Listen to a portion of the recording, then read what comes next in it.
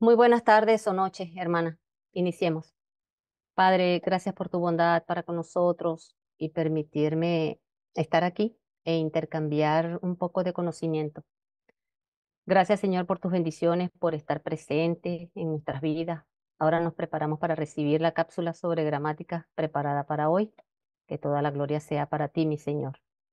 Amén. Hoy culminaremos con esta parte sobre la procedencia de las letras del abecedario, siendo estas la Y y la Z, además de los cinco dígrafos. Así que comencemos. La Y o Y representa dos fonemas distintos. El fonema Y, conocido como yeísmo, y va al inicio de palabra o de sílaba, por ejemplo, yate o payaso. En Argentina y Uruguay, esta Y se articula con una fricción muy intensa y se le llama rehilamiento o relajamiento, que son características de esos países. Como fonema vocálico y cuando se trata de la conjunción copulativa, ejemplos coser y cantar, este y aquel. Cuando el fonema I siendo átono, es decir, que no tiene acento prosódico, va en posición final de palabra y está precedido de otra vocal con la que forma diptongo o de dos con las que forma triptongo. Ejemplo, ley, Uruguay, rey. Se exceptúan palabras procedentes de otras lenguas como Hawái y las formas diptongadas propias del voceo chileno como estai, comay o hablabay, es la forma de ellos de hablar. Están también las foráneas en las que se admiten grafías con I latina y con Y, como son los casos de bonsai, que es la planta ornamental, esa pequeñita que no crece, samurai, que es el guerrero japonés perteneciente a una clase inferior de la nobleza. Los extranjerismos con esta terminación, si se adaptan al español, deben sustituir la Y por I latina. Palabras como curry, ferry, sexy, provenientes del idioma inglés. Lo mismo ocurre con los nombres familiares o hipocorísticos, que es esa forma cariñosa o familiar de un nombre que terminan con esta letra. En español deben escribirse con I latina, si delante va una consonante. Ejemplo, Dori, Nati o Susi. En interior de palabras, cuando a una forma verbal terminada en Y se le añade un pronombre enclítico. Hay ciertos lugares donde pronuncian ailas, no sé si lo harán en unos países que ustedes residen, pero utilizan ailas, que equivale a las ay, voyme, como decirme voy, pero esta forma es más usada en algunas zonas de España, especialmente por los gallegos. Cuando una voz terminada en Y o Y se le añade S para formar el plural y esta Y o Y debe transformarse en I latina. Por ejemplo, la palabra jersey, que se escribe jersey, ¿no? Pero se pronuncia jersey, pues en plural pierde esa Y para convertirse en I latina y decir jerseys. La letra Y con valor vocálico en posición inicial o interior de palabra debe escribirse con tilde si le corresponde llevarla según las reglas de acentuación. Ejemplos de Íñigo, Aína, Laína, etc. Cuando es una conjunción copulativa, toma la forma E ante las palabras que empiezan por el fonema I. Único e irrepetible, aguja e hilo, sans e irigoyen. O sea, son ejemplos, ¿no? Tenemos allí. Existen las siguientes excepciones. Cuando el fonema I le sigue una vocal con la que forma diptongo, mantiene la Y. Ejemplo, madera y hierro. No debe colocarse madera e hierro, porque es la regla que lo establece así. También cuando la conjunción, perdón, se hace tónica y adquiere un valor adverbial en oraciones interrogativas. Podemos decir y Inés, que eso equivale a como decir ¿dónde está Inés? O ¿cómo está Inés? Las conjunciones y o, esa y con esa slash. A veces habrán visto esta conjunción que está separada por esa barra oblicua, seguida de la O. Esto es con la intención de hacer explícita la posibilidad de elegir entre la suma o la alternativa de dos opciones. Ejemplo, se necesitan traductores de inglés y o francés. Y si la palabra que sigue comienza por O, debe escribirse I, U. No se aconseja el uso de esta fórmula, salvo que resulte imprescindible para evitar ambigüedades en contextos muy técnicos. Ampliaremos más sobre este caso cuando veamos las conjunciones.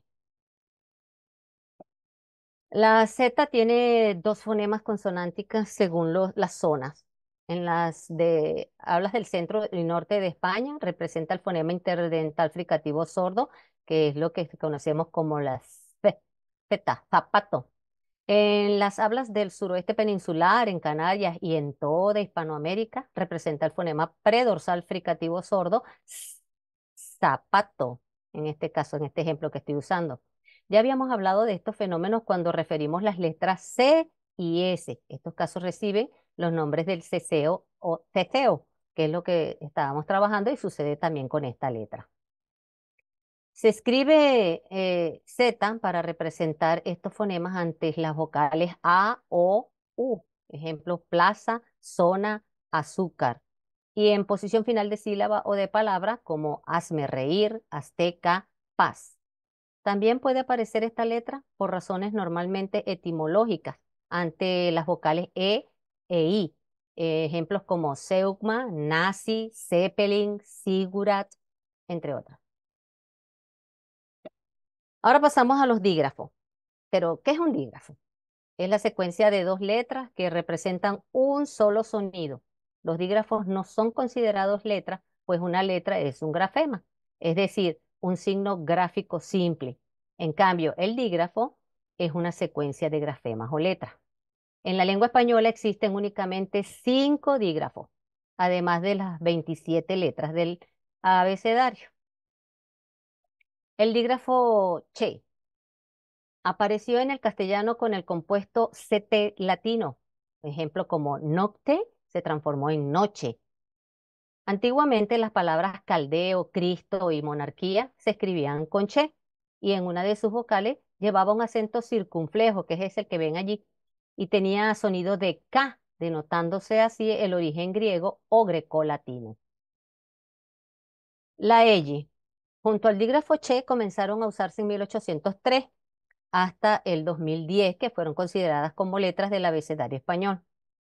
El dígrafo elle lo podemos encontrar en palabras como lluvia, llama, llave. Puede representar dos fonemas consonánticos distintos.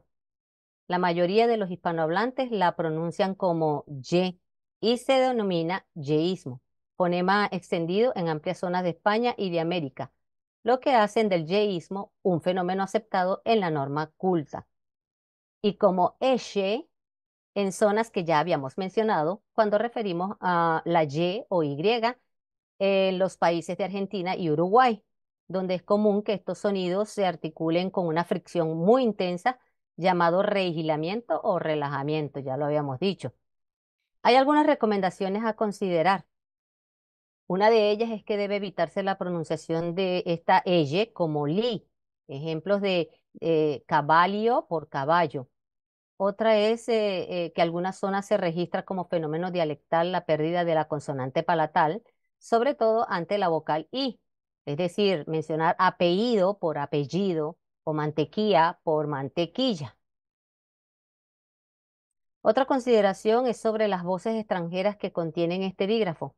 Si se adaptan al español, tomando como referencia la pronunciación, deben transformar la L etimológica en L. Casos como balotaje, que viene del francés, que se escribe con L, le llamamos ballotaje, y se debe escribir es con L, balotaje.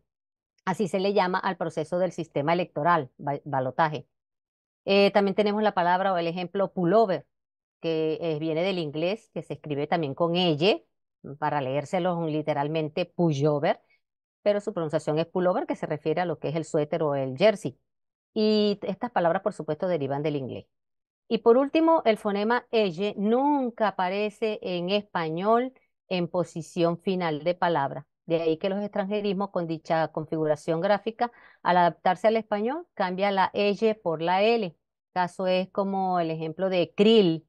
Este se escribe K-R-I-L, pero viene del inglés krill, que en inglés se escribe con elle al final, pero se transforma en krill. Que esto significa conjunto de crustáceos marinos, por si no sabían lo que significa krill. Yo no lo sabía, yo lo busqué. También tenemos otro ejemplo, overall, que también viene del inglés, se escribe overall con ella al final, pues que se refiere a lo que es el mono mameluco referente a la ropa del bebé. El dígrafo gu representa al fonema g ante y la i en palabras como agua, guitarra, guerrero, guisante, águila, etcétera. Les recuerdo que la G solita ante la E y la I tiene sonido de J. Ejemplo, gema, ágil. En caso de que quisiéramos que esa U de este dígrafo tuviera un sonido por sí misma, le tendríamos que añadir una diéresis encima. Por ejemplo, antigüedad, desagüe, redarguir, pingüino, etcétera. El dígrafo Q se pronuncia Q, pero representa el fonema K ante E y la I. Ejemplo, queso, querubín, quebrantahuesos, químico, estanque, quimera, maqueta, entre otros. El dígrafo doble R recibe el nombre de R. Cuando la letra R se encuentra entre vocales y es un sonido fuerte, se escribe con este dígrafo. Nunca se comienza una palabra con este dígrafo. Siempre es intermedia. Ejemplo, perro, carro, herramienta, errar.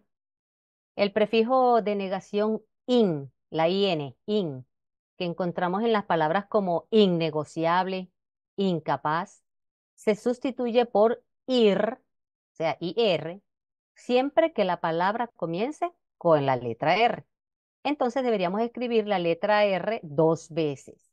Por ejemplo, irreemplazable, irrepetible, irrealizable, irreal, entre otros.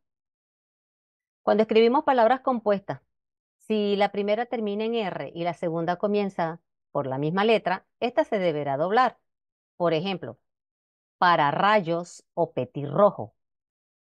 Cuando las palabras compuestas lleven un guión en medio, la R no se deberá doblar, aunque el sonido de este fonema sea fuerte.